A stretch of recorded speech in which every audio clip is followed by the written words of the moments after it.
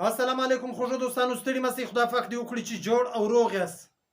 خوږو دوستانو، خدای پاک دې وکړي چې د یخ دا اوږدې شپې مې په خیر تېرېږي. دوستانو، موږ او تاسو هم انشاءالله تر یخ راوتلي یو. بس یو څو ورځې پاتې دي.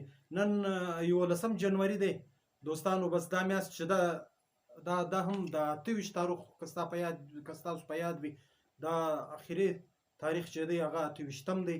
نو 28 ورځې پر 28 تاریخ ختمیږي، بیا مارچ شروع کیږي. د مارچ پر 5م تاریخ بالکل پسرلی دی. ډېره خوندوره هوا به وي، ډېره ښکلې هوا به وي.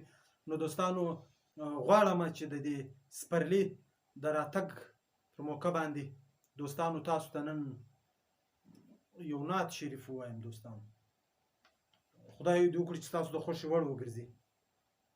زما یو ډېر پخوانی نعت دی، په 2004 کې مې لیکلی دی.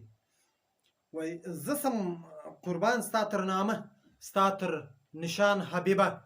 زه سم قربان ستا تر نامه، ستا تر نشان حبیبه.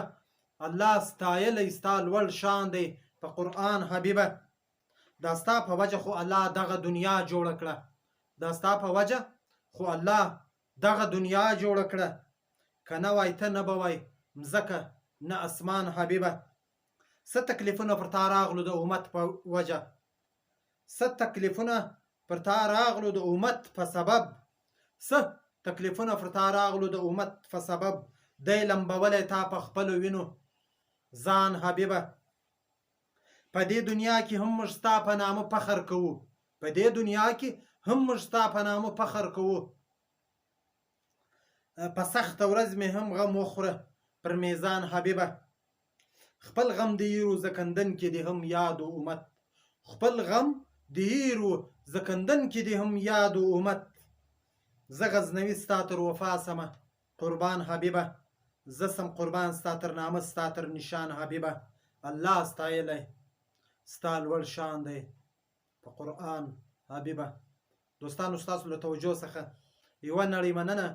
دوستانو، زموږ د یوټیوب چینل در سره سبسکرایب کړئ، در سره لایک یې کړئ، زموږ دا ویډیو در سره شیر کړئ. مننه.